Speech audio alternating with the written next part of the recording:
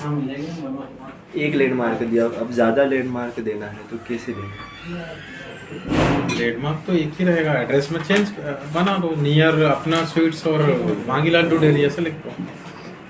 आपको लिखना ही तो है बस, उसमें कोई ऑप्शन थोड़ी होता है ट्रेडमार्क का, बस लाइन में पुट करनी है वैल्यू। अच्छा, जैसे उसी लाइन में हाँ मतलब- ऐसा एक लाइन रहेगा, आपने इसमें इस तरीके से लिख दिया नियर अपना स्वीट्स, और आपने 2 रखना है तो नियर मांगी लाल डेयरी एंड अपना स्वीट्स ऐसे कर दो। उसमें कोई ऑप्शन थोड़ी है ऐसा, बस ये लिखना ही है आपको।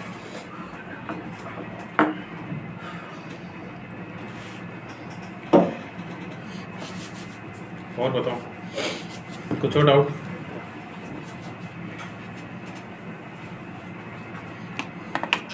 और मैप में जो फोटोज अपलोड करते हैं, फोटोज वाले सेक्शन में आके ही होगा ना सर? फोटोज से अपडेट वाले में उसके लिए आपको पहले लाइव करना पड़ेगा मैम, उसके बाद फोटोज अपलोड होते हैं। और अपडेट वाले में जाके क्या? अपडेट में पोस्टिंग के लिए, जैसे फेसबुक में हम लोग रेगुलर बेसिस पे पोस्टिंग करते हैं ना, इस तरीके से आप पोस्ट डाल सकते हो उसमें, ऑफर्स के लिए हैं या जो भी है आपका। अच्छा, ऑफर्स इसके लिए अपडेट रहेगी, बाकी रेगुलर फोटोज तो फोटोज में ही अपलोड होगी। हाँ, इवन आपके मैप में एक ऑप्शन और आएगा, एक बार लॉगिन करो आप।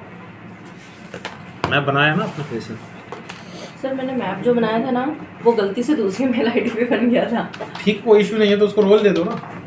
अच्छा। हाँ, ओनर का रोल दे दो और उधर से हटा देना एक ओनर को, तो उधर शिफ्ट हो जाएगा। ओके। नेक्स्ट।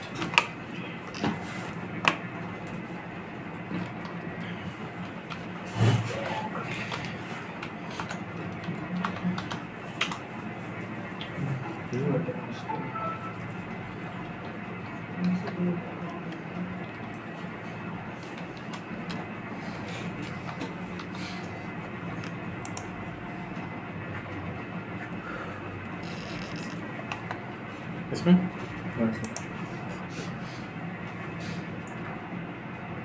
कोड देखो आया होगा जीमेल आईडी पे।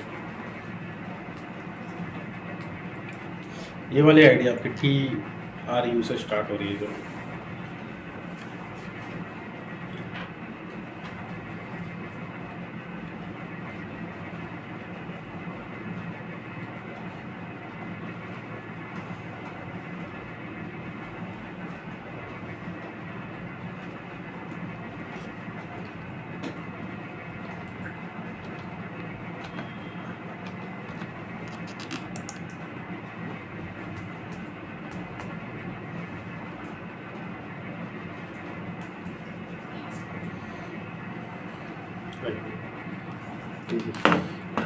मैं इसकी बात कर रहा हूँ, प्रोडक्ट्स, सर्विस। आपका पर्पस आपको देखना है। सर ये देखिए ऐसा मेल आया था।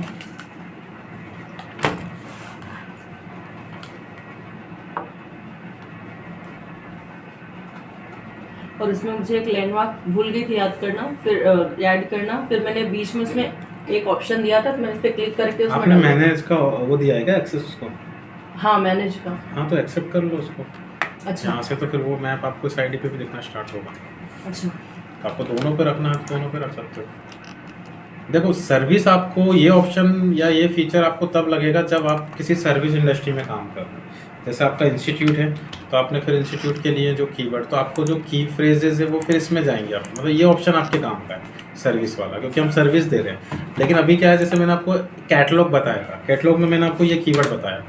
सपोज इस टाइप का कोई प्रोडक्ट है अपना, तो ये कैटलॉग हमने बनाना सीख लिया था ना शायद, तो कौन सा ऑप्शन किया था उसके लिए? सी दिस, ये था।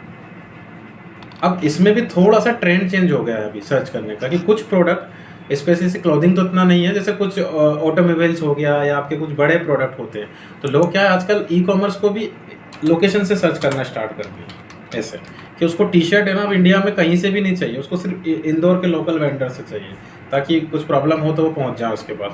तो देखो अब यहाँ पे फिर वो मैप के थ्रू दिखाएगा, देख रहे हो आप? तो ये किसी की दुकान है, उसने उस दुकान को गूगल के मैप पे रजिस्टर कर दिया और उसको मैप के थ्रू वो कैटलॉग बना रहा है। तो अब आप ये भी कर सकते हो कि अपनी दुकान को रजिस्टर कर दो गूगल मैप पे, और प्रोडक्ट आप यहाँ पे एंटर कर दो, उसके प्रोडक्ट्स। तो ये वाला ऑप्शन फिर आपको यूज़ करना है, क्योंकि सर्विस के काम आपकी सर्विस तो है नहीं, सर्विस होती है तो हम यहाँ इंक्लूड कर देते हैं एसयू सर्विसेज इन इंदौर, आपका तो प्रोडक्ट है, तो फिर आपको ये ऑप्शन यूज़ करना है। और इसमें जो प्रोडक्ट आप इंसर्ट करोगे वो सेम एज इट इज आएगा, प्रोडक्ट का नाम, जैसे on page SU book, product की कैटेगरी, प्रोडक्ट की प्राइस, प्रोडक्ट का डिस्काउंट प्राइस, प्रोडक्ट के बारे में ये भी आपको पता है कहाँ से उठाना है, और प्रोडक्ट का URL। तो आपका जो 10-15 बुक्स आपको मैंने बताई थी उस पर्टिकुलर प्रोडक्ट का URL, तो कल को आपका कस्टमर आता है तो यहाँ से क्लिक करके डायरेक्ट मैप पे वेबसाइट पे चले जाएगा। ये देखिए, ये भी तो एक अच्छा फीचर है सर। ये भी ऑर्गेनिक और पेड दोनों हो जाएगा। ऑर्गेनिक पेड, लेकिन ये अभी सिर्फ हमने कैटलॉग बनाए हैं मैप के थ्रू। अब इस कैटलॉग को, लेकिन ये वाला सेक्शन किससे चलता है, मर्चेंट से आता है, ये हमेशा ध्यान रखना, ये पूरा मर्चेंट का प्लेटफॉर्म है, तो आपको अपने गूगल मर्चेंट के साथ मैप को कनेक्ट करना पड़ेगा, डायरेक्ट नहीं आएगा वो।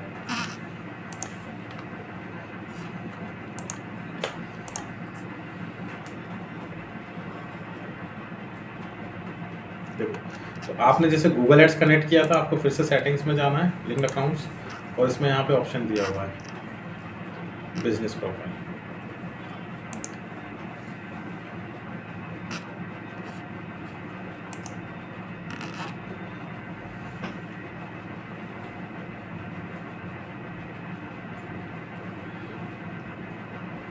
तो आपका मैप इससे कनेक्ट हो जाएगा। तो आपके पास देखो 2 फीचर्स हो गए कि अगर कोई हमें लोकेशन से हमारे प्रोडक्ट को सर्च कर रहा है तो हमारा मैप आ जाएगा, और बिना लोकेशन के सर्च कर रहा है तो फिर हम वेबसाइट के थ्रू प्रोडक्ट को। अब फ्लिपकार्ट, अमेजोन, उनको कोई भी ऐसे सर्च नहीं करता है इन इंदौर, इन पुणे, उनका तो कॉमन कीवर्ड बनता है बाय ऑनलाइन टी-शर्ट, इस तरीके से। बाकी कुछ प्रोडक्ट जो फिजिकल प्रोडक्ट है बट लोकेशन वाइज सर्च होते हैं, तो आप ये सब कर सकते हो उसके इसमें।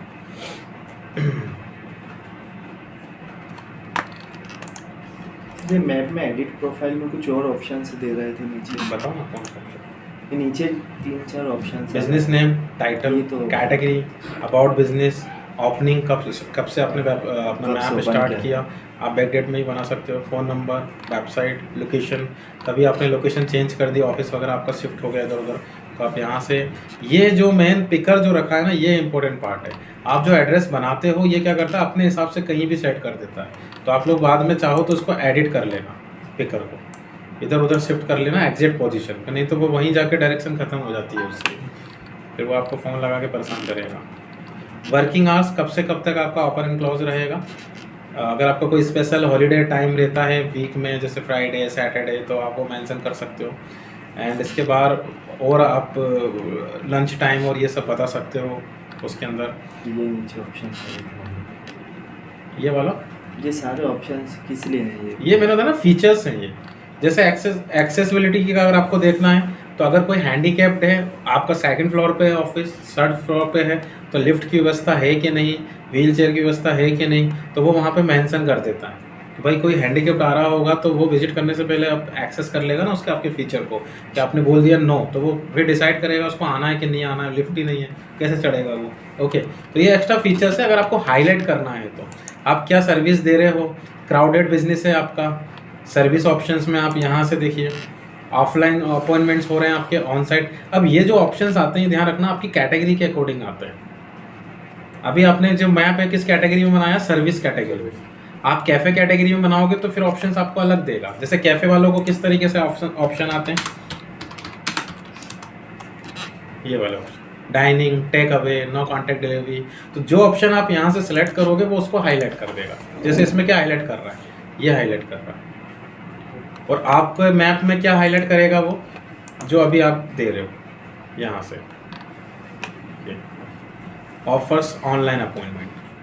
तो कोविड के टाइम पे एक्चुअली ये लॉन्च हुए थे सब, क्योंकि कोविड के टाइम पे ऑफलाइन विजिट खत्म हो गया था, तो उसमें ऑनलाइन वाले ऑप्शन रख दिए थे उसने।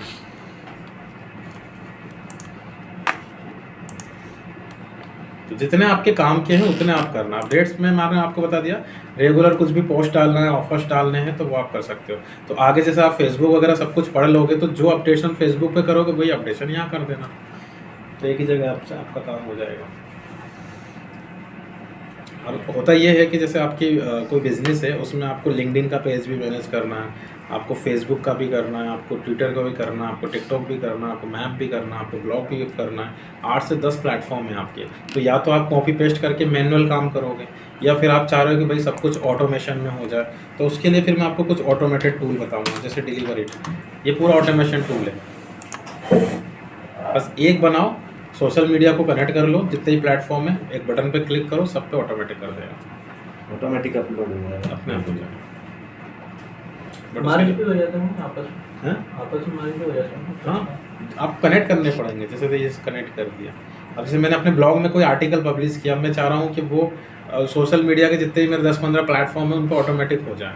तो आप अपने ब्लॉग के साथ उसको कनेक्ट करोगे तो वो अपने आप पोस्ट करता रहेगा। आप शेड्यूल वगैरह भी कर सकते हो कि हर दिन सुबह 10 बजे को पोस्ट कर दे। तो देखो यहाँ पे दिखा रहा ना, schedule Google my business post, वो सब इसमें आता है। तो वो अपन देखेंगे इसको सोशल मीडिया में। तो ये मीडिया में तो ये ज़्यादा बना के रखो नेट में। मीडिया वाले ये तो करते हैं। कितने प्लेटफॉर्म होते हैं उनके? 20 से 25 प्लेटफॉर्म पे वो लोग डालते हैं। Automatic time to time post हो जाएगा। जी सर एक मिनट, ये गूगल मर्चेंट पे जाना, हम्म। इसमें हमने प्रोडक्ट ऐड करे थे, मतलब प्रोडक्ट में शो नहीं कर रहा हूँ आपने एंट्री करने क्योंकि के बाद। आपका जो प्रोडक्ट है वो गाइडलाइंस में गया होगा, फीड्स में आए। एंट्री करना थी इसमें, यहाँ नहीं आ रहा है ना प्रोडक्ट। Yes. हाँ,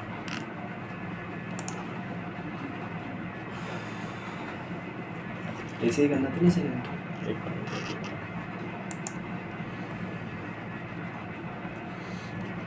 यहाँ पे आपने URL दिया होगा।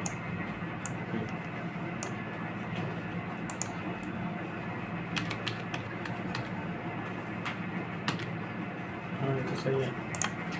एक बार इसको फेच कर लेना। फेचिंग के लिए इस पर क्लिक कर। फैच भी कर लिया था सर। फेचिंग के टाइम पे कोई एरर दे रहा है क्या? नहीं, वो कुछ एरर तो आ रहा था। ठीक है, बस। हाँ तो वो रिजेक्ट हो गया ना यहाँ पे देखो। बाकी प्रोसेस सही किया। एक्सेप्ट हो जाएगा तो हाँ फिर शो कर देगा। तो ये रीजन में तो पता। रीजन अभी आपका जो है वो डोमेन है, अच्छा हाँ। क्योंकि सब डोमेन है वो, ये फ्री डोमेन है। जब आप फाइनल वर्क करोगे तो फिर हो जाएगा आपका। बस प्रोडक्ट्स की जो गाइडलाइंस देखो बता रहा ना, your submitted in your feed does not meet the product data specification. आपको यहाँ पे दिखाएगा फाइनल एक्टिव, डिसअप्रूव में जो रिजेक्ट होंगे। अभी ये धीरे धीरे आपके जितने 15 प्रोडक्ट हैं वो यहाँ पे आ जाएंगे, अभी अपने आप आ जाएंगे दूसरे ग्रुप में। आपको यहाँ वालों पे काम करेगा वो। और इसमें भी 2 कंडीशन, फुली और पार्सली। वो मैंने शायद आपको लिखवा दिया था, बता दिया था ना, फुली और पार्सली।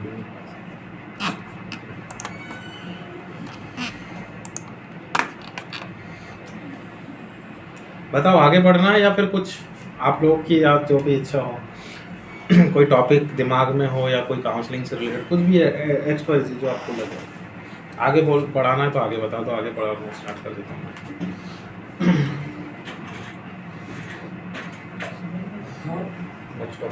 डिजिटल मार्केटिंग में कुछ प्लानिंग हो आप लोगों का, आपको उससे सजेशन चाहिए हो उससे रिलेटेड, या कुछ प्लान कर रहे हो, या कोई भी रिसेशन वगैरह का आपको जानना हो तो आप पूछ सकते हो।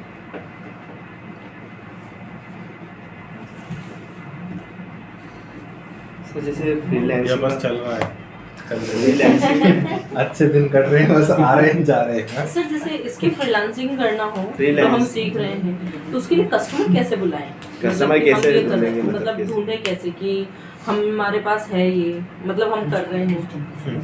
देखो पहला जो पॉइंट है इस फील्ड में, क्या हुआ? हाँ, पहला जो पॉइंट है इस फील्ड में कि ये जो फील्ड है ना, ये प्रोडक्टिविटी वाली फील्ड है, जो मैं अपने एक्सपीरियंस से आपको बता रहा हूँ। ठीक है, अभी जैसे आपसे पहले की जो क्लास थी उसमें एक स्टूडेंट था कि सर मेरे को तो बहुत फास्ट लग रहा है। फास्ट इसलिए लग रहा है क्योंकि 4 दिन की क्लास नहीं ली उसने, और हम यूज टू नहीं है उन चीज़ों से इतना। तो अभी जैसे आप लोग की अभी अच्छी प्रैक्टिस हो गई, आप बहुत जल्दी जल्दी करने लग गए होंगे, लेकिन स्टार्टिंग के 1-2 लेक्चर आपको भी ऐसे लगे होंगे कि यार सर तो इतना फास्ट पढ़ाते हैं, पता नहीं हो पाएगा कि नहीं हो पाएगा अपने से। तो पहला क्या है कि आपका इंटरेस्ट होना बहुत ज़रूरी है इस फील्ड में, क्योंकि इतना आपको अभी तक समझ में आ गया कि पूरी की पूरी फील्ड प्रोडक्टिविटी का गेम है।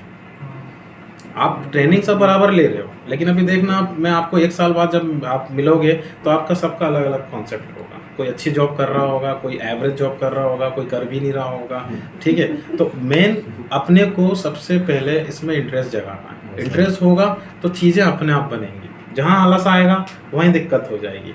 फिर दूसरा पॉइंट आपको ये ध्यान रखना है कि हमें बेचना सीखना है सबसे पहले। बिजनेस क्या है सामने वाले का वो मत देखो अभी, क्योंकि सबको चाहिए क्या, सेल्स चाहिए आपसे। अब कोई कैफ़े वाला आएगा वो भी यही चाहेगा कि भाई उसको 4 कस्टमर मिल जाएं, कोई स्टॉक मार्केट वाला आएगा वो भी यही चाहेगा, कोई ई-कॉमर्स वाला आएगा वो भी यही चाहेगा कि उसको 4 प्रोडक्ट उसके बिक जाएं, कोई वीडियो वाला आएगा उसके भी कुछ पैकेजेस वगैरह कुछ खरीद ले। तो आपको पहले ये समझना है कि बेचना कैसे है, और बेचना जब आप सीख जाओगे तो आपको सबसे पहला स्टेप ही हमेशा हो जाता है। जैसे अगर मेरे पास कोई कैफ़े वाला आता है तो मैं इनके लिए ईमेल मार्केटिंग नहीं कर सकता, क्योंकि उनका यूज़ ही नहीं है ईमेल मार्केटिंग में। आपने बोला कि मेरा डिजिटल मार्केटिंग का इंस्टीट्यूट है, तो मुझे पता है आपको मैं बिज़नेस कहाँ से दूंगा। मैं आपको मैप से बिज़नेस दूंगा, मैं आपको एसईओ से बिज़नेस दूंगा। आ रहा समझ में? अब बात रही फ्रीलांसिंग की, करियर किस किस में हम बना सकते हैं। तो मेजरली जो करियर चलता है इस फील्ड में, पहले तो आपको मार्केटिंग पता होना चाहिए। इस फील्ड में 4 टाइप की मार्केटिंग चलती है majorly. First one is outreach marketing, जो काफ़ी अच्छी पोजीशन पर चलती है। Second, outbound marketing. Third, inbound marketing. And fourth, affiliate marketing. Almost 90% digital in 4 से चल रहा है। आप चाहो तो लिख लो ये चीज़, ये पता नहीं मुझे बाद में याद आएगी कि नहीं आएगी। थोड़ा सा मैं उठा देता हूँ।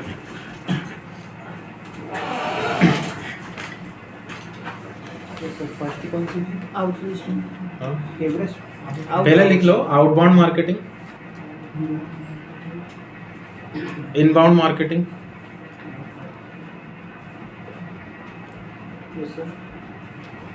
Outreach marketing, and fourth, affiliate marketing.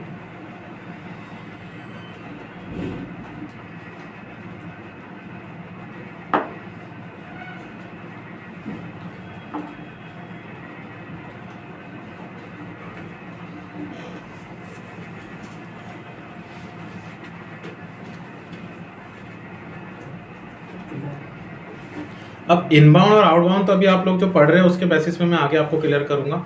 Outreach और एफिलिएट मार्केटिंग ये बहुत पॉपुलर मार्केटिंग है। इसमें आउटरीच जो अभी ट्रेंड में चल रहा है, जैसे रील्स, टिकटॉकर्स, जितने भी इन्फ्लुएंसर्स हैं, ये सब आउटरीच मार्केटिंग का पार्ट है।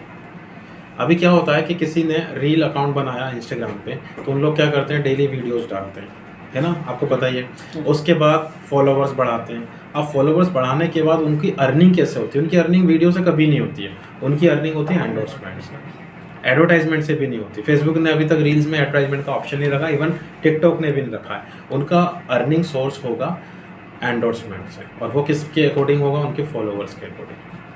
वो सिर्फ पहले फॉलोवर्स पे काम करते हैं। उन लोगों के लिए ब्लू टिक की कितनी वैल्यू वही समझते हैं इस चीज़ को, क्योंकि उससे उनको एंडोर्समेंट अच्छा मिल जाता है। तो उन लोग क्या करते हैं, जैसे ही रील्स पे आते हैं तो कुछ, जैसे सपोज मेरा एक कोई क्लाइंट है और वो रील बना रहा है किस चीज़ पे, हेल्थ पे। अब वो कितना क्या बताता है, हेल्थ से रिलेटेड टिप्स बताता है। अब उसके कितने फॉलोवर्स है, सपोज उसके 1 मिलियन फॉलोवर्स हैं।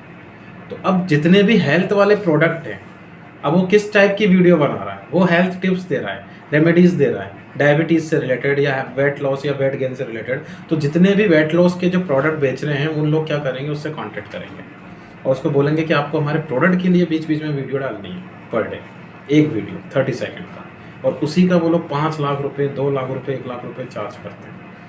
अब यहाँ पे फिर पूरा कम्युनिकेशन का गेम होता है। तो फिर क्या है, थर्ड पार्टी टूल हमें खरीदने पड़ते हैं। जैसे देखिए, इन्फ्लुएंसर फाइंडर, अब यहाँ मार्केट शिफ्ट हो गए, ऐसे टूल आपको परचेस करने पड़ेंगे आउटरीच मार्केट में। तो इन्फ्लुएंसर्स क्या करते हैं, यहाँ पे अपना अकाउंट बना लेते हैं। देख रहे हो आप, इंस्टाग्राम, यूट्यूबर, टिकटॉक, ट्विटर, ये सब दिया हुआ है। तो वो यहाँ पे क्या करेंगे, अपनी पूरी प्रोफाइल सेटअप करेंगे। प्रोफाइल सेटअप करने के बाद आप जिनको हायर करना है, वो यहाँ पे कैटेगरी फाइंड करते हैं कि मुझे किस टाइप के इन्फ्लुएंसर्स चाहिए। मुझे ट्रैवलर से रिलेटेड चाहिए, तो जितने भी इन्फ्लुएंसर जो इंस्टाग्राम पे ट्रैवलिंग से रिलेटेड रील्स डाल रहे हैं, उनकी प्रोफाइल ये फिल्टर करके दे देगा। फिर वो क्या करेगा, उनके फॉलोवर्स कितने हैं, उनका ऑर्गेनिक रीच कितना है, उनके कितने ऑर्गेनिक फॉलोवर्स है जो रिस्पॉन्स करते हैं, सब कुछ ट्रैक कर लेते हैं ये सॉफ्टवेयर। और फिर आपको पता है इंस्टाग्राम पे वो लोग अपना प्रोफाइल में पूरा सेटअप करके रखते हैं अपना contact number, agency kind of, फिर ये उनसे कॉन्टैक्ट करते हैं, फिर जो भी होता है फिर वो पूरा कम्युनिकेशन का गैप है। सर ये पैसे लेते हैं क्या? अकाउंट बनाने के पैसे लेते होंगे। ये क्या इनका बिजनेस कैसे है? इसका बोल रहे हो क्या? इसका बिजनेस मॉडल क्या है बीच वाले का? कम्युनिकेशन कौन करवा रहा है? ये तो 20% इसका, गूगल नहीं ये अरे इसका ये प्लेटफॉर्म का ब्रोकर है, मीडिएटर मीडियम करेगा। आ रहा समझ में? तो उनको यहाँ से मिलता है। जैसे मेरा अभी एक क्लाइंट है, उनका इलेक्ट्रॉनिक्स का बिजनेसेस है, जैसे एलईडी जो स्ट्राइप वगैरह आती है ना, तो उन सब पे वो लोग डील करते हैं। तो वो उनका ग्लोबल है एक्चुअली, उनका यूके यूएस में ज़्यादा है मार्केट। तो वहाँ से जो टिकटॉकर्स हैं उनसे बहुत सही रिस्पॉन्स मिलता है। तो टिकटॉकर्स को सिर्फ फाइंड करते हैं, उन्होंने ग्रैंड सॉफ्टवेयर लेके रखा हुआ है, सॉरी ग्रील सॉफ्टवेयर लेके रखा हुआ है, ठीक है। तो उससे फाइंड करते हैं, इन्फ्लुएंसर से डील करते हैं, कम्युनिकेशन करते हैं। अब कैसे काम होता है, पहले फ्री प्रोडक्ट के लिए बात करते हैं कि आप हमारा एक प्रोडक्ट फ्री में रख लो, बस उस पर एक वीडियो डाल लो। कुछ अग्री करते हैं, कुछ नहीं करते हैं, कुछ पेमेंट मांगते हैं। जैसे अब जिसके जितने ज़्यादा फॉलोवर्स है उसके उतने ज़्यादा नखरे, ठीक है। तो अब उनको और लोग भी तो अप्रोच कर रहे होंगे। तो एक टिकटॉकर था, कुछ उसके 3 मिलियन करके फॉलोवर्स थे उसके, 30 लाख लगभग। उसका 1 महीने का इनकम था सिर्फ टिकटॉक की रील से, कुछ मैंने उसका देखा था 15 to 17,000 USD, 17,000 USD। और एक वीडियो का वो कोटेशन डालता था 700, और उसको 3 मिलियन में पहुंचने में लगभग 2-2.5 साल लगे। 13,60,000। और समझ रहे हो बिजनेस? रीज़न ये आउटरीच मार्केट इसलिए सक्सेस है बिकॉज ऑफ कि ये मेंटरशिप में जाता है। जैसे अभी आप मुझसे ट्रेनिंग ले रहे हो और अगर मैं आपको बोल दूं कि आप ये वाली एसईओ की बुक परचेज कर लो बिकॉज ऑफ कि ये अच्छी बुक है, तो आप डेफिनेटली ले लोगे। पूरे नहीं लोगे तो उसमें से 70% ले लेंगे, और आज नहीं लेंगे तो एक साथ बाद लेंगे जरूर आप, क्योंकि मैंने बोल दिया। तो जब किसी को हम फॉलो कर रहे हैं आउटरीच मार्केट में, तो वो एक तरीके से मेंटरशिप में चलता है कि आप उसको इसलिए फॉलो करते हैं बिकॉज ऑफ कि उसकी रील्स आपको अच्छी लगती हैं, और उसने बोल दिया कि भाई आपका वेट लॉस है और ये है, ये वाली दवाई खा लो, तो खा लेंगे आप, इसलिए सक्सेस है। तो अब जो एडवर्टीजमेंट चलता था गूगल फेसबुक का, वो थोड़ा सा ट्रेंड कम हो गया, उसका आउटरीच मार्केट का ट्रेंड ज़्यादा हो गया। तो प्रोडक्ट इंडस्ट्री में आउटरीच मार्केट बहुत सक्सेस है, और स्पेशली ऐसे प्रोडक्ट के लिए जिसको खरीदने से पहले कस्टमर रिसर्च करता है। अब अगर आपके पास कोई सप्लीमेंट वाला क्लाइंट है तो मैं उसको बिल्कुल मना कर दूंगा कि आप ये सब मत करो, गूगल एड्स और ये सब पुराने ज़माने की बात है, आप ये करो। डे फर्स्ट से रिजल्ट आना स्टार्ट, बस उनके नखरे झेल लो जो भी है। तो इनको मतलब ये भी अच्छा खासा ही पैसा लेंगे फिर, अब जब इनका टाइम आ गया। अरे तो क्यों मेहनत करते हैं यार, वो तो सर इनके फेक 30 फॉलोअर्स सेकंड की भी तो वीडियो बढ़ जाते हैं ना, ना, फॉलोअर्स भी बढ़ जाते हैं ना पैसे देके, फेक फॉलोअर्स। बट उससे ब्लू टिक थोड़ी मिलेगा, फॉलोवर्स से नहीं होता। देखो अब ये जो टूल है ना, इन पे जब प्रोफाइल बनाता है कोई भी इन्फ्लुएंसर अपना, तो ये पूरा ट्रैक कर लेते हैं। भाई मैंने आपको ऑडिट करना सिखाया कि नहीं सिखाया वेबसाइट का, कि उसका ट्रैफिक कितना आ रहा है, उसका बैकलिंक कितना आया ना, सामने पूरा डेटा। तो अब सपोज अगर मैं आपको बोलूँ कि किसी वेबसाइट पे आप एडवर्टीजमेंट लगा दो, बैनर लगा दो, और मैं आपको बोलूँ कि मेरी वेबसाइट पे आप बैनर लगा दो 300 to 50 का, और मैं आपको 200 रुपीज़ चार्ज करूँगा, तो क्या आप ऐसे जाके लगा दोगे? क्या ट्रस्ट कैसे करोगे? आप मेरी वेबसाइट का पूरा स्टैटिक्स निकाल लोगे, इसका ट्रैफिक कितना है, ऑर्गेनिक ट्रैफिक कितना है, सॉफ्टवेयर से तो जनरेट नहीं कर रहा हूँ मैं ट्रैफिक, ऐसे ये सब सॉफ्टवेयर क्या करते हैं, पूरा डिटेल निकाल लेते हैं।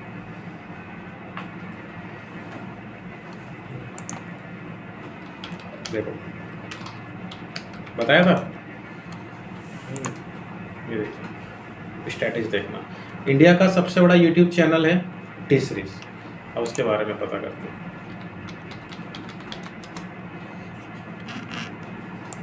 ये इसके स्टैटिक्स, कब स्टार्ट किया उसने चैनल? 13/2006, हमें एक्सेस की ज़रूरत ही नहीं पड़ी। अभी तक कितनी वीडियोस अपलोड कर चुका है, कितने सब्सक्राइबर्स हो, सब्सक्राइब देखो ना आप, 236 मिलियन सब्सक्राइबर है टी सीरीज के, और इतने अपलोड्स कर चुका है। ये वीडियो व्यूज़ है, इतनी वीडियोस अपलोड कर चुका है, ठीक है। अब देखो म्यूजिक इंडस्ट्री में नंबर 1 रैंक है, इंडिया में फर्स्ट रैंक है, वीडियो व्यूज़ में फर्स्ट रैंक है, सब्सक्राइबर में भी फर्स्ट रैंक है। गूगल के जो एडवर्टीजमेंट चलते हैं यूट्यूब चैनल पे बीच बीच में, उससे इसकी अर्निंग है 7,15,000 900 approximate 1.5 billion USD a month सिर्फ गूगल एडसेंस से अर्निंग कर रहा है। और पर डे की अर्निंग भी आप देख सकते हो, जैसे लेटेस्ट इसका 2023 को इसको 26,000 एक दिन में अर्निंग हुई है USD।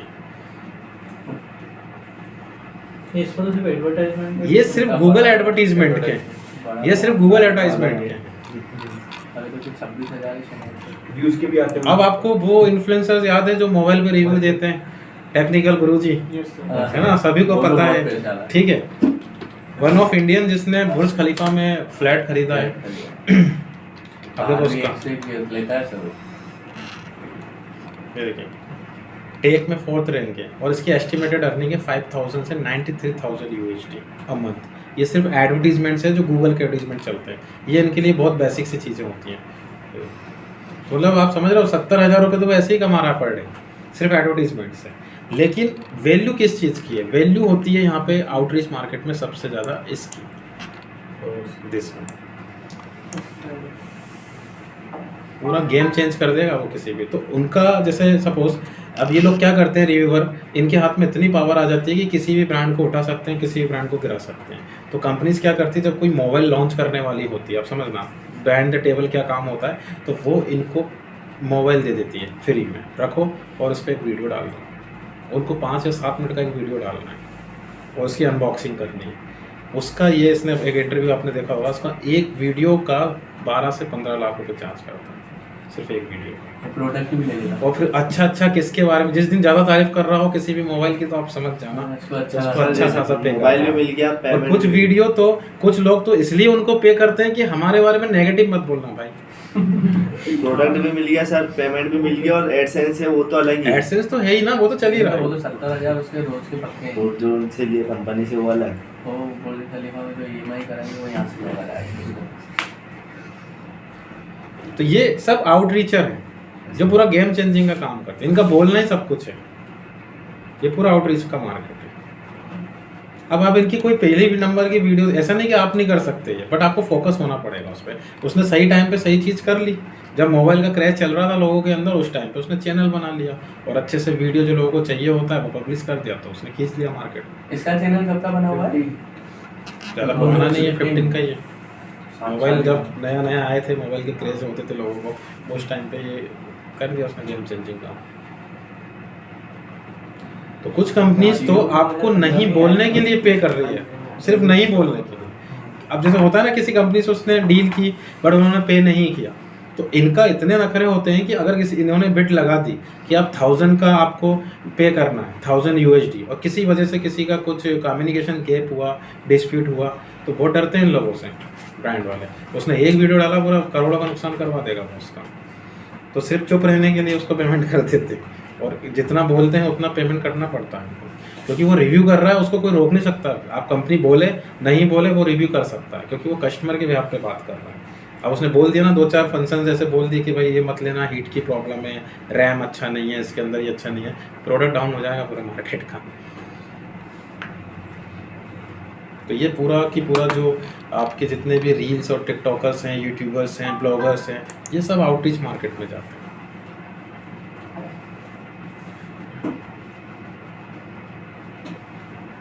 अब कोई क्लाइंट है हेल्थ का प्रोडक्ट दे रहा है, कोई क्लाइंट है स्टॉक मार्केट दे रहा है, कोई क्लाइंट फाइनेंस में काम कर रहा है, बस उससे रिलेटेड टिकटॉकर्स को इनको फाइंड करो और उनको दे दो अपना काम। फ्री वाले भी मिल जाएंगे और पेड वाले भी आपको मिल जाएंगे। एक होता है एफिलिएट मार्केटिंग। एफिलिएट मार्केटिंग कैसे डील करता है कि आपको जस्ट B2B करना है। जैसे सपोज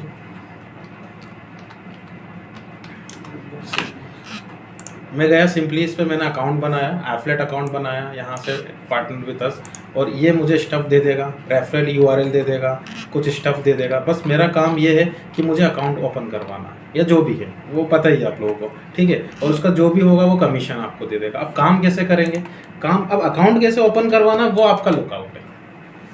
अब लोग क्या करते हैं इसमें, जैसे इसके लिए कीवर्ड सर्च कर रहे होंगे, how to open account in this, या फिर इससे अर्निंग कैसे होगी, इससे कमीशन कैसे मिलेगा, उस टाइप के कस्टमर को मैंने यहाँ पे टारगेट कर लिया। ये देखिए,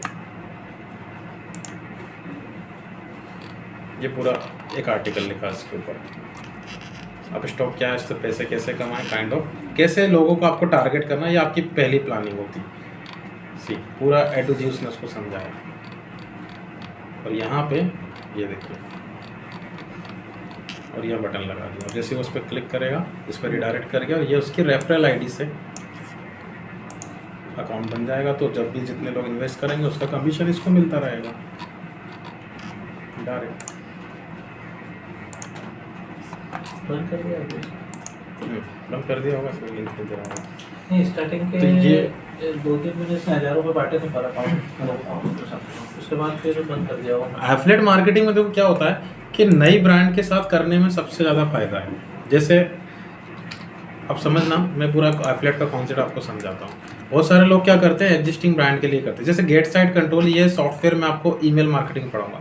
अब एफिलिएट करना किसके साथ है? एफिलिएट ऐसी ब्रांड के साथ आप करो जो आपको रैकरिंग पेमेंट करे।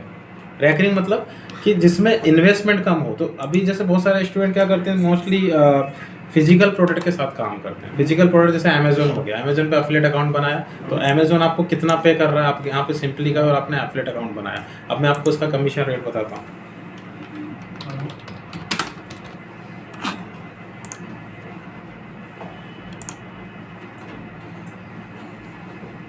ये इसका कमीशन रेट, अगर आप अपने रेफरल आईडी से बिकवाओगे तो इतना परसेंट इन प्रोडक्ट पे वो आपको देगा टोटल प्राइस का, जितने का वो प्रोडक्ट है। तो मेरा ये मानना है कि फिजिकल प्रोडक्ट के साथ कभी भी एफिलिएट नहीं करना चाहिए। उसका रीज़न क्योंकि उनको मार्जिन बहुत कम है। भाई जैसे कोई प्रोडक्ट है, अब इसमें ये फिजिकल प्रोडक्ट, उसमें मैन्युफैक्चरिंग कॉस्ट जुड़ेगी, उसमें गवर्नमेंट के चार्जेस जुड़ेंगे, अमेजोन भी अपना 20-25% निकालेगा, तो उसको खुद को ही 50 रुपये का प्रॉफिट मिल रहा है। अब 50 रुपये में से 10-20 रुपये थोड़ी देगा वो आपको। आ रहा समझ में? क्योंकि कॉस्टिंग बहुत ज़्यादा है। तो अब इस टाइप के जो टूल होते हैं या सॉफ्टवेयर होते हैं, तो इनसे एफिलिएट बहुत सक्सेस होता है। रीज़न, जैसे अब गेट साइट कंट्रोल एक ईमेल मार्केटिंग का सॉफ्टवेयर है। अब यहाँ पे आप अगर इसके साथ एफिलिएट करते हो, ये देखिए, अब ये आपको कितना दे रहा है, 30%, वो भी रैकरिंग, कि जितनी बार वो रिन्यू करेगा अपने पैकेज को, हर बार आपके अकाउंट में शिफ्ट करेगा। अब इतना क्यों दे रहा है वो ज़्यादा, उसका रीज़न है बिकॉज ऑफ कि इनका कोई इन्वेस्टमेंट नहीं होता। जब उसने सॉफ्टवेयर बनाया होगा 1 करोड़ 2 करोड़ 3 CR जितने कोई बनाया होगा, बन गया, अब थोड़ी उसको इन्वेस्टमेंट करना है, अब सिर्फ अकाउंट ही तो बनवाना है उसको। तो वो तो अगर आपको 90% भी प्रॉफिट देगा तब भी प्रॉफिट में है 10%, क्योंकि इन्वेस्टमेंट तो कुछ है ही नहीं ना उसमें। तो इस टाइप की एजेंसी बहुत अच्छे से मतलब एफिलिएट इनका सक्सेस होता है। और एक एफिलिएट जो सबसे ज़्यादा सक्सेस होता है वो है किसी से अकाउंट बनवाना अपनी रेफरल आईडी पे, क्योंकि अकाउंट सिर्फ एक बार बनता है। एक बार किसी ने बना लिया तो दोबारा थोड़ी अकाउंट बनाएगा, वो आपकी रेफरल में रहेगा हमेशा, आपकी डाउनलाइन में रहेगा। होता है कि अपन अपने प्रोडक्ट भी इधर डाल के अपन कर सकते हो ना, वो भी कर सकते हो। मैं क्या करके सभी चीज़ें बता रहा हूँ। अब दूसरा मैंने बोला कि आप नए प्रोडक्ट के साथ करो। नए प्रोडक्ट के साथ करने के 2 फायदे कि एक तो आप सपोज जैसे आपने इसके साथ एफिलिएट बना लिया, तब इनका काम है कि ये आपसे एफिलिएट करवा रहे हैं बिकॉज ऑफ कि काइंड ऑफ आप इसके लिए फिर मैन पावर की तरह काम कर रहे हो। तो अब आप ऑडियंस कैसे लाओगे? अकाउंट तो बनाना, देखो एफिलिएट में 1 मिनट नहीं लगता अकाउंट बनाने में।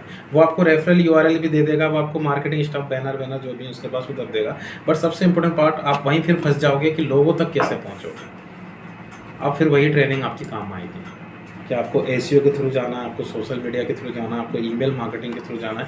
मैंने क्या किया, मैंने यहाँ पे इस सॉफ्टवेयर के लिए कुछ लोग खरीदने से पहले रिव्यू कर रहे हैं सपोज, तो मैंने इसके ऊपर रिव्यू कर दिया, क्योंकि मुझे पता है ये रिव्यू वाला जो कीवर्ड है ये वही सर्च करेंगे जो जस्ट इस सॉफ्टवेयर को लेने वाले होंगे। तो मेरा जो रिव्यू है वो रैंक कर गया, और यहाँ पे जैसे ही वो मेरे रिव्यू पे विजिट करने के बाद यहाँ से वो परचेस करेगा तो वो मेरी रेफरल आईडी के थ्रू साइन अप हो जाएगा। अब स्टार्टिंग नए प्रोडक्ट का मैंने क्यों बोला, क्योंकि कंपटीशन नहीं होता है, प्रोडक्ट ही नया है। अभी 10 दिन पहले ही एक सॉफ्टवेयर लॉन्च हुआ है, तो आज उसको कोई सर्च ही नहीं कर रहा होगा, और सर्च नहीं कर रहा होगा तो उसके कीवर्ड में कंपटीशन ही नहीं होगा। अब आप बोलोगे सर्च ही नहीं कर रहा, कंपटीशन नहीं हो, तो फिर हम क्यों बनाएं उस पर? भाई आप ऐसे 100 पे बना दो, आज सर्च नहीं कर रहा है, 8 महीने बाद जब उसका ब्रांड बन जाएगा तो आप ही सबसे ज़्यादा पैसा उठाओगे। तब आप कॉम्पिट, जैसे भाई गेट साइट कंट्रोल पे अगर किसी ने रिव्यू लिख दिया, तो आज जिसने 8 महीने पहले रिव्यू लिखा था और आज वो सॉफ्टवेयर पॉपुलर हो गया, भाई उनको भी तो अपना बिजनेस चलाना है, वो भी तो मेहनत करेंगे। तो जिस दिन उनका 8 महीने, मैंने आपको बताया था न्यू कस्टमर से रिटर्निंग कस्टमर, और जिस दिन रिटर्निंग कस्टमर बनने लगा तो सबसे ज़्यादा अर्निंग कौन करेगा? जो पहले सबसे पहले उसके ऊपर आर्टिकल लिखती है, क्योंकि उन्होंने तब लिखा था जब कंपटीशन नहीं था और उस बीच में उनका कीवर्ड रैंक कर गया। तो नए सॉफ्टवेयर के साथ ये फ़ायदा। और दूसरा जो सबसे इम्पोर्टेंट फ़ायदा होता है कि ये लोग हमेशा स्टार्टिंग में बजट लेके चलते हैं। जैसे गूगल पे जब नया नया आया था तो स्क्रैच कार्ड में दबा के पैसा दे रहा था, कभी 150 रुपये, कभी 700 रुपये देता था ना। अब तो बेटर लग करके निकल लेता है। यही होता है क्योंकि उसका बन चुका है मार्केट। तो जब ये सॉफ्टवेयर, जैसे इसी का मैं बता रहा हूँ, सिर्फ फ्री अकाउंट बनाने पे उसने $6 दिए थे। मैं आपको दिखाऊंगा मेरे अकाउंट में ऑलमोस्ट 300 to 400 USD मैंने निकाला था यहाँ से। ओके, तो सिर्फ अकाउंट बनाने के 6 USD दिए थे इसने। और अब किस पे दे रहा है? प्राइसिंग पे, कि सामने वाला खरीदेगा तो उस पर कमीशन आपको मिलेगा। तो कोई भी नया सॉफ्टवेयर, नया इंडस्ट्री जो नया मार्केट में आता है ना, वो अच्छा पैसा देता है, क्योंकि वो लोग क्या करते हैं, मार्केटिंग के लिए अलग से फंड निकाल के रखते हैं। और एफिलिएटर को वो इसलिए ज़्यादा पे करते हैं क्योंकि एफिलिएटर उनके लिए मैन पावर की तरह काम करता है। तो ये नया है, मतलब सॉफ्टवेयर है, नया कुछ भी टूल्स आ रहा है, वो अपने को मालूम कैसे पड़ेगा? वो जो आपने हाँ, बताया ये भी क्वेश्चन है। तो उसके लिए फिर आपको उससे रिलेटेड डायरेक्टरीज निकालनी पड़ेगी। जैसे देखो ये G2.com, ये बहुत बड़ी डायरेक्टरी है जिसमें आपको दुनिया के सभी सॉफ्टवेयर मिल जाएंगे। तो ये लोग क्या करते हैं, दोनों डायरेक्टरीज पे जाके लिस्ट कर देते हैं। जैसे आपको किस इंडस्ट्री से रिलेटेड निकालना है, मुझे एसईओ से, हम अपनी फील्ड ले लेते हैं, एसईओ से रिलेटेड सॉफ्टवेयर निकालना है।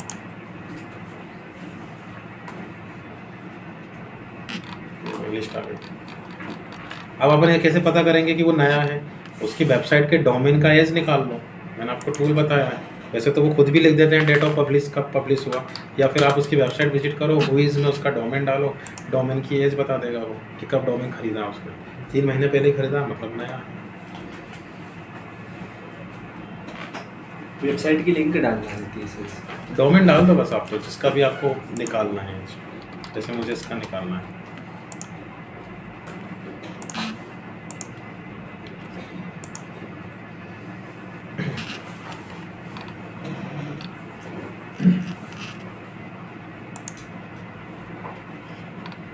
देखिए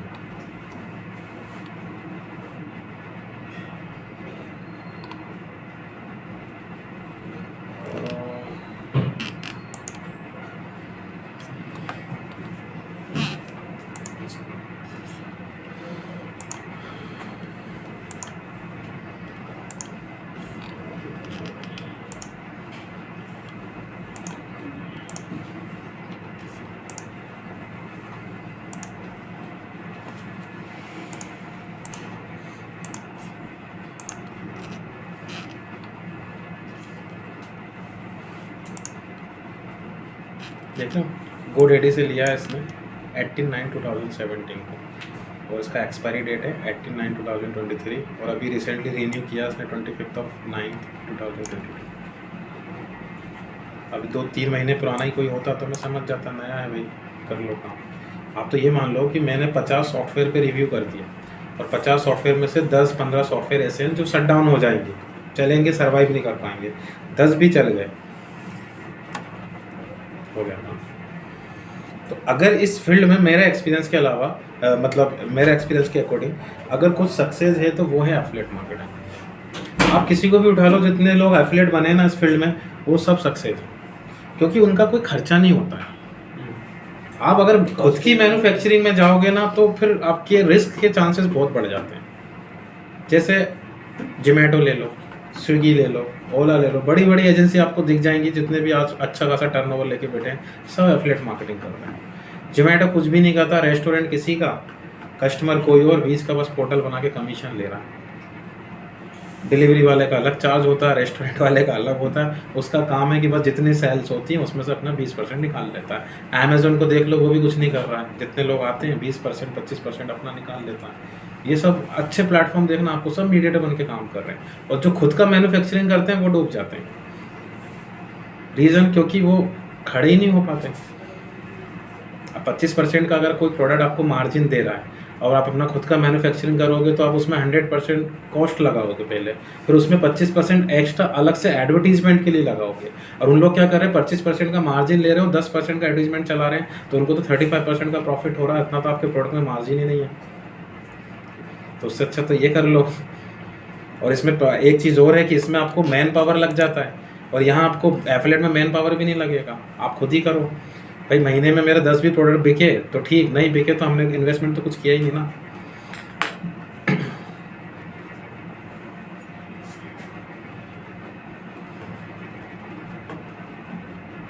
तो थोड़ा सा ये आप लोगों को आगे के लिए सोचना पड़ेगा। जैसे जिनका खुद का सेटल बिजनेस है वो एक अलग बात है, बट जिनका नहीं है, कुछ प्लानिंग कर रहे हैं, तो उनके लिए मैंने एक ऑप्शन बताया एफिलेट मार्केटिंग। पूरा डिजिटल मार्केटिंग में से 70% वेटेज सिर्फ एफिलेटर्स का होता है। बूम पे चल रहा है ये market.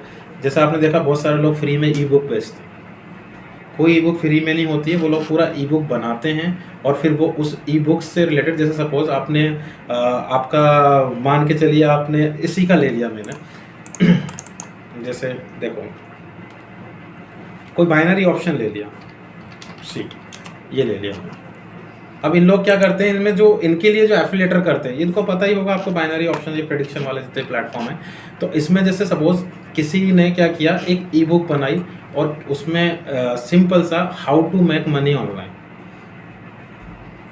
7 ideas of how to make money online, उसके ऊपर एक सिंपल सा MS फाइल बनाते हैं, उसको PDF में कन्वर्ट करते हैं, गूगल ड्राइव पे अपलोड करते हैं, वहाँ से एक शेयरेबल लिंक मिल जाती है उनको, ठीक है। अब इसके ऊपर उन्होंने क्या किया, एफिलेट किया। अब ये 70% तक का कमीशन देता है। और ये वाला जितने भी मनी मेकिंग और जो एडिक्शन वाले प्लेटफॉर्म होते हैं उनका एफिलेट बहुत इंडिया में सबसे ज़्यादा एफिलेट करता है। ये पिछले 2-2.5 साल 3 साल से टॉप पे चल रहा है। ओके, इसका जो एफिलेट है वो चलता है किंग फिल्स में, वही मैं बता देता हूँ आपको।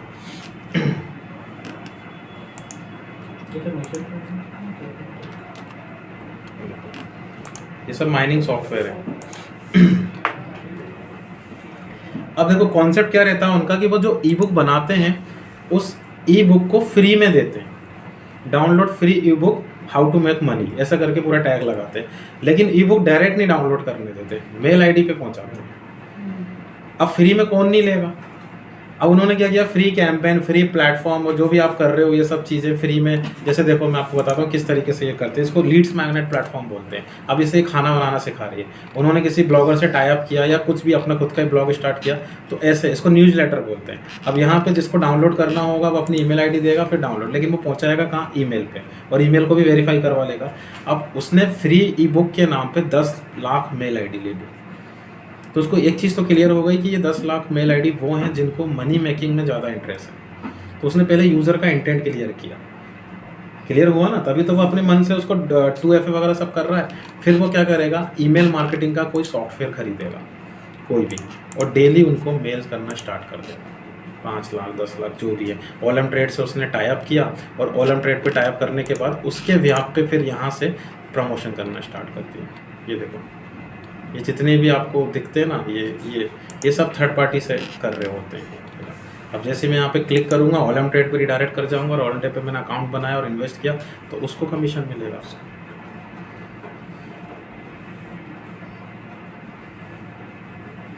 ये ईमेल के थ्रू होगा, ये ईमेल मार्केटिंग के थ्रू। ये वो बहुत सक्सेस प्लेटफॉर्म होता है इस फील्ड में।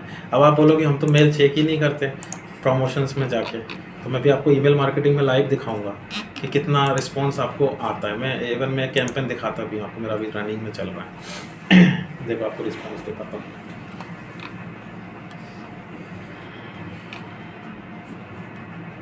$16,000 एंड 193 क्लिक्स। सिर्फ 5,000 का डेटा पुट किया है मैंने। तो ऐसा तो हो ही नहीं सकता कि कोई ओपन ही नहीं कर रहा हूँ। आपके सामने रिजल्ट है, ये अभी बढ़ता जाएगा। अब इन 193 में से अगर 50 लोगों ने भी उसका सॉफ्टवेयर में अकाउंट बना लिया और इन्वेस्ट कर लिया, तो उसका तो हो गया मार्केट। 1,000 रुपये महीने का तो सॉफ्टवेयर खरीदना है। आ रहा समझ में?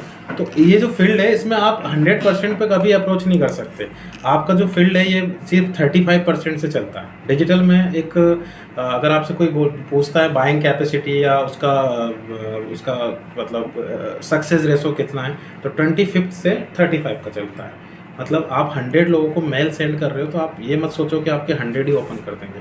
100 में से 25 ने भी ओपन कर दिया, आपका हो गया, क्योंकि आपकी इन्वेस्टमेंट नहीं है यहाँ पर। और इसी को बोलते हैं इनबाउंड मार्केटिंग। ये जो पूरा कॉन्सेप्ट मैं आपको समझा रहा हूँ ये इनबाउंड मार्केटिंग का है।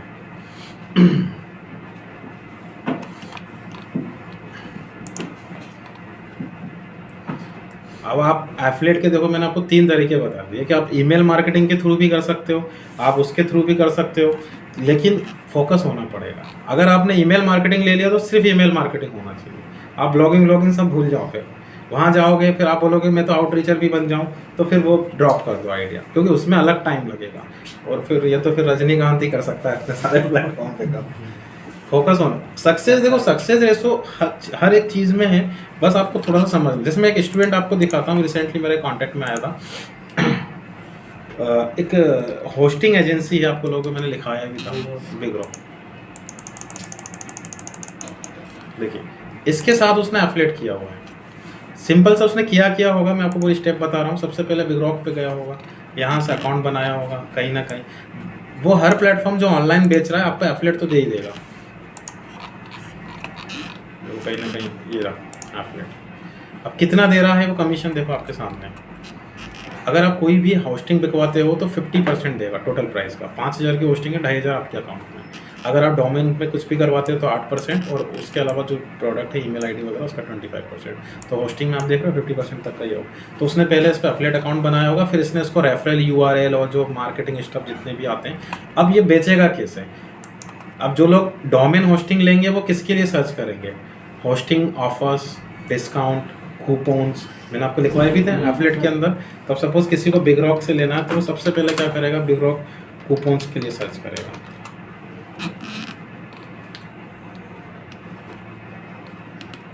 ये जो पोर्टल देख रहे हो आप यहाँ पे, ये स्टूडेंट ही है मेरा,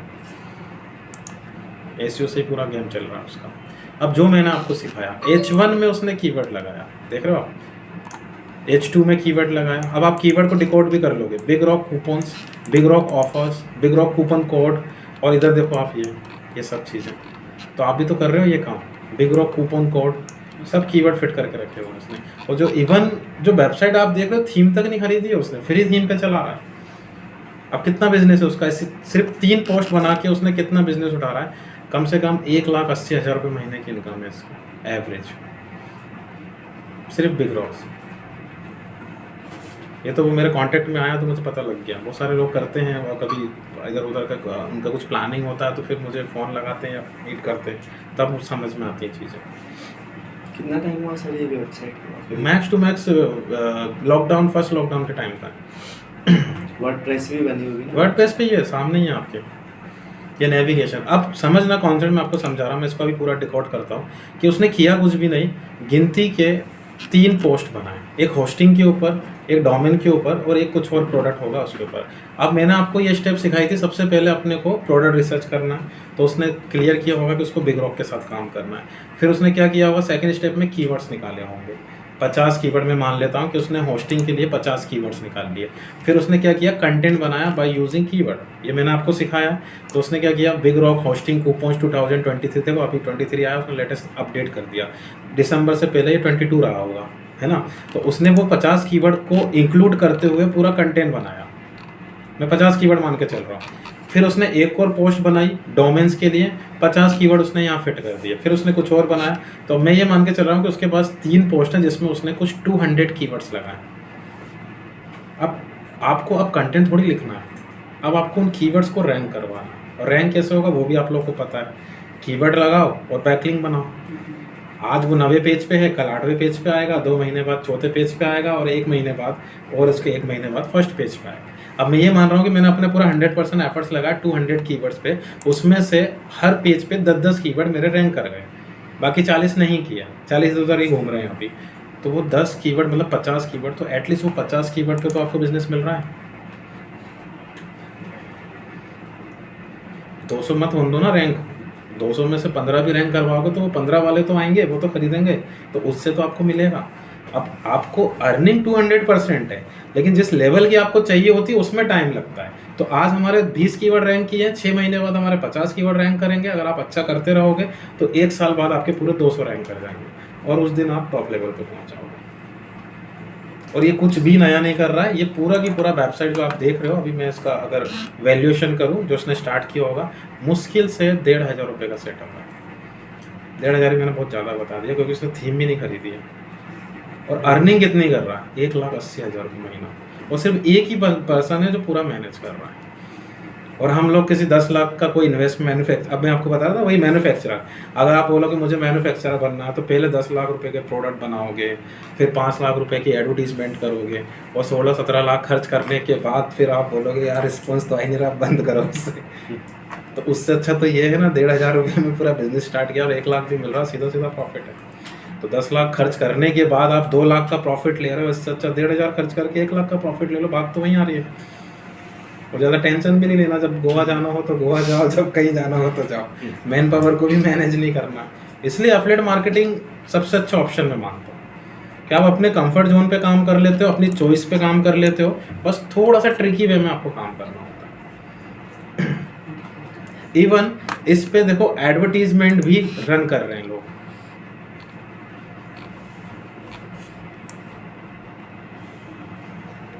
सपोज अगर मुझे कमीशन वो 50% का दे रहा है, और अगर आप उसकी CPC वगैरह, जैसे मान के चलो गूगल एक कोई कीवर्ड आपने निकाला जो 2 रुपये या 3 रुपये दे रहा है, ठीक है, अब आप क्या करो, एडवर्टीजमेंट चला दो उसके ऊपर। तो एडवर्टीजमेंट में 3 रुपये दे के अगर आपके 10 लोग आते हैं तो आपने कैंपेन कितने का चलाया?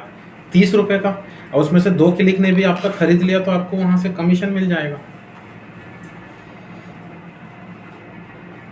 लेकिन ये इतना सिंपल नहीं है, इसके लिए बहुत रिसर्च करनी पड़ती है।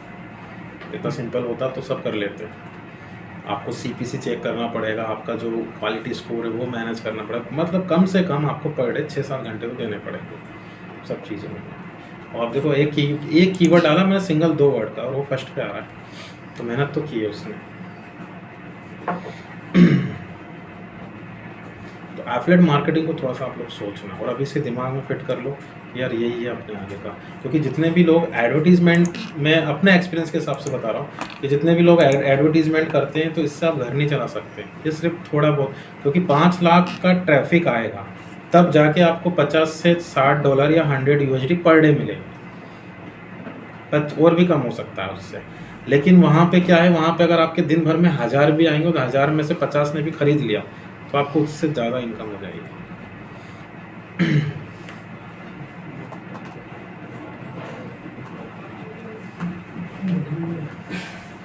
ठीक है, तो मैं जो आपको बोल रहा था कि अभी आप ट्रेनिंग में कर क्या रहे हो, अभी आप ट्रेनिंग में हर एक प्लेटफॉर्म को बेचना सीख रहे हो कि भाई मेरा मैप है तो मुझे क्या करना है, मेरा ई-कॉमर्स है तो मुझे क्या करना है, मेरा ये है तो मुझे एसईओ करना है, मेरा वो है तो मुझे ये करना है। और उसके बाद फिर आप सीखने के बाद जब आप एक प्रॉपर एक प्रो लेवल पे आप आ जाओगे और आप एक अच्छे सेल्स करना सीख जाओगे, आपको हर एक ऑप्शन को पता होगा, फिर आपको इस पे काम करना है कि अब उसको यूटिलाइज कैसे करें ट्रेनिंग को। फिर आप लोगों के सबके गोल्स अलग अलग हो जाएं। तो ये जो ट्रेनिंग का जो सिनेरियो चलता है वो कुछ इस तरीके से चलता है। अभी मैं इस चीज़ पे बात नहीं करता हूँ, रीज़न क्योंकि अभी आपको पहले तो बेचना सीखना है। अब एफिलिएट तो ठीक है, अभी 2 मिनट में आप इस पे अकाउंट बनाओ, 15 मिनट नहीं लगेंगे, वो आपको रेफरल URL दे देगा। अब क्या करोगे उसका बैठ के? अब आपके दिमाग में क्या आएगा? आपके दिमाग में यही आएगा कि अब लोगों तक कैसे पहुँचे। फिर जो ट्रेनिंग हम ले रहे हैं वो काम आ जाएगी। अब आपने बोला फ्रीलांसिंग करना है, फ्रीलांसिंग में कोई बड़ी बात नहीं है, बहुत सारे प्लेटफॉर्म है, जैसे अपवर्क हो गया, ये टॉप लेवल पे चलता है। ऑडेक्स एंड ईलांस 2 बड़े प्लेटफॉर्म चलते थे सन 14 तक, उन्होंने मर्ज होकर एक प्लेटफॉर्म रेडी किया अपवर्क। अब इसमें क्या होता है, ये 2 तरीके से अकाउंट बनवाता है। अब ये भी मीडिएटर है। अब देखो इसका भी बिजनेस सॉलिड बिजनेस है कि लुकिंग फॉर वर्क, मतलब आपको वर्क करना है, लुकिंग फॉर फ्रीलांसर। फ्रीलांसर वो हो गए, लुकिंग फॉर फ्रीलांसर में वो अकाउंट बनाते हैं जिनको वर्क करवाना है, और लुकिंग फॉर वर्क में वो अकाउंट बनाते हैं जिनको वर्क करना है। तो इन लोग क्या करते हैं, इन लोग उनको काम देते हैं जो सस्ते में इनका काम कर दे। तो एजेंसीज के अकाउंट को इतना प्राइड, जैसे सपोज कोई एजेंसी हो गई, अगर उसको वर्क देते हैं तो वो क्या महंगा काम करता है, क्योंकि उनके मैन पावर, उनके इलेक्ट्रिसिटी बिल, उनका ऑफिस के खर्चे, तो उससे अच्छा वो क्या करते हैं, इंडिविजुअल्स को हायर कर लेते हैं। इंडिविजुअल जॉब के साथ काम करता है और जो काम एजेंसी 20,000 में कर रही है वो 7,000 में करके दे देता है। आ रहा है समझ में, अपने कंफर्ट जोन के हिसाब से। तो आपने यहाँ पे अपना लुकिंग फॉर वर्क अकाउंट बनाया, फिर वहाँ पे आप वर्क फाइंड करते हो, उस पर बिड लगानी पड़ती है, सामने वाला आपको हायर कर लेगा, तो फिर आपको काम मिल जाता है। अब इसका क्या बिजनेस है कि आपको जितने का भी काम मिलेगा पहले इसके अकाउंट में आएगा, ये अपना 20% निकालेगा उसमें से, फिर आपके अकाउंट में सेटल करेगा। अब आप बोलो कि बाद में जब मुझे क्लाइंट मिल ही गया है तो मैं डायरेक्ट फ़ोन भी तो लगा सकता हूँ, लेकिन रेटिंग में फंसा दिया उसने। कि आप काम करते हो तो काम करने के बाद जो आपके लिए वर्क दे रहा है उसको आपकी को रेटिंग देनी पड़ती है और आपको भी उसको रेटिंग देनी पड़ती है। अगर आप रेटिंग अच्छी रखोगे तो आपको नेक्स्ट काम मिलेगा, तो आपको काम तो इसके थ्रू करना पड़ेगा, नहीं तो फिर रेटिंग जाएगी और रेटिंग नहीं होगी तो फिर नेक्स्ट काम नहीं मिलेगा। जैसे जोमेटो वो बोल के जाते हैं ना ऑर्डर देने के बाद कि सर रेटिंग कर देना, उससे उनको फ़ायदा ये मिलता है कि नेक्स्ट टाइम जब कोई भी ऑर्डर प्लेस करता है उनके रडार में तो उनको जंप कर जाता है वो। तो अगर रेटिंग उनकी डाउन होगी ना तो फिर जोमेटो का जो एआई है वो जिनकी रेटिंग डाउन होती है उनको ऑर्डर देना बंद कर देता है। तो पूरा गेम यहाँ रेटिंग का चल रहा है। एक बिजनेस है बस 5 मिनट और, एक बिजनेस है ORM, online reputation and management. ये बड़ी सॉलिड चीज़ है। इसमें पूरा गेम दिखावे का होता है कि जो ऑनलाइन रेपुटेशन मैनेजमेंट मतलब कि कस्टमर जज करता है उसके फॉलोअर्स के बेसिस पे, उसके रिव्यूज़ के बेसिस पे। जैसे कोई बुटीक है, समझना, जो ग्रूमिंग के जितने भी क्लाइंट्स होते हैं या जितने भी बिजनेसेस होते हैं जो 100 केस वाले बिजनेसेस होते हैं, जैसे मान के चलो अभी इनको नेल आर्ट करवाना, तो सबसे पहले ये क्या करेंगे, इंस्टाग्राम देखेंगे उनका, और इन्होंने देखा कि एक के 10,000 फॉलोवर्स हैं और एक के सिर्फ 1,000 ही फॉलोवर्स है। ये विजिट नहीं करे इससे पहले तो जज हो जाएगा कि नहीं 10,000 फॉलोवर्स वाला अच्छा है, ऐसा ही होता है। तो हम फॉलोवर्स के बेसिस पे उसको जज कर रहे हैं। तो न्यू कस्टमर में ये चीज़ बहुत वैल्यू करती है। तो उसके लिए लोग क्या करते हैं, फिर यहाँ से व्यूज़ और फॉलो खरीदना स्टार्ट कर देते हैं। ये देखिए ऐसे टूल्स आपको मिल जाएंगे। सपोज मुझे इंस्टाग्राम के फॉलोवर्स खरीदना है,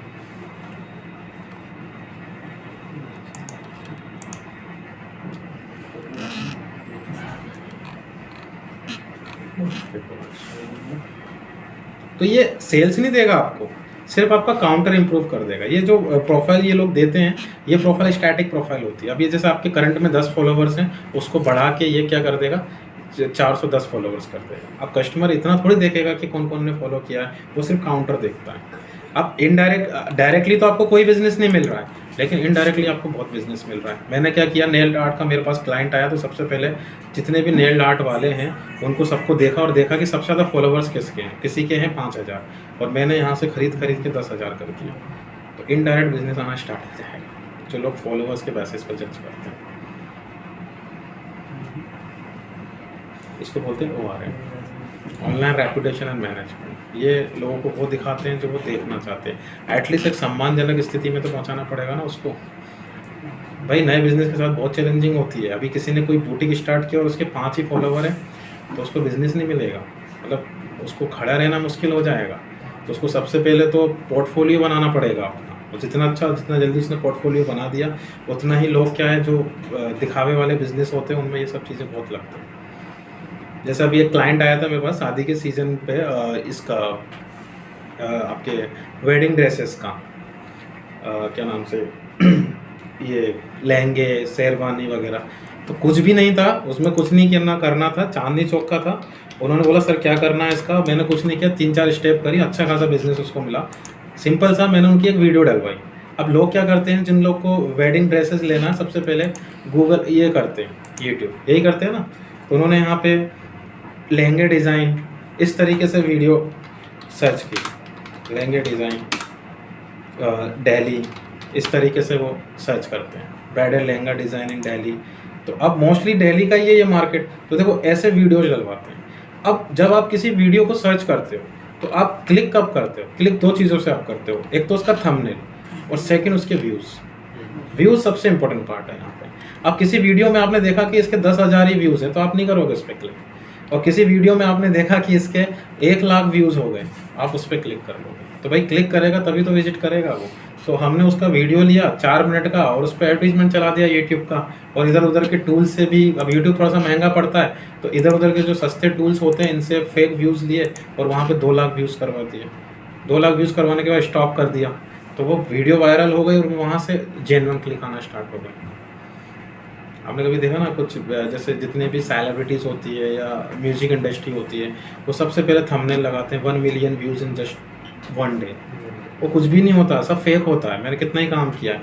उन लोग क्या करते हैं, पहले का जो 1 मिलियन होता है उसको वो खरीदते हैं गूगल पे एडवर्टीजमेंट चला के, या मैं आपको यूट्यूब में बताऊंगा ये सब चीज़ें। और फिर उसके बाद जैसे ही होता है तो वो लोग एक वो लगा देते हैं thumbnail 1 million views in just 1 day. ठीक है। अब लोगों के अंदर क्या थोड़ी सी क्यूरियोसिटी आती है कि यार ऐसा क्या है इसके अंदर जो 1 मिलियन व्यूज़ होगा एक ही दिन में, तो 6 मिलियन लोग सिर्फ चेक करने के लिए क्लिक कर देते हैं, फिर वो वायरल हो जाती है वीडियो। ये सब चीज़ें कायम आती है। और वायरल में आती है। सर जैसे अपन फॉलोअर्स बढ़ाए, व्यूज बढ़ाए, तो इससे जो पर्सनल ब्रांडिंग होती है सर? इससे पर्सनल ब्रांडिंग? पर्सनल ब्रांडिंग नहीं होती, मैं आपको बता रहा हूँ कि बिजनेस के नेचर के हिसाब से मार्केट आपका चलता है। हो गया, इसको कर लो।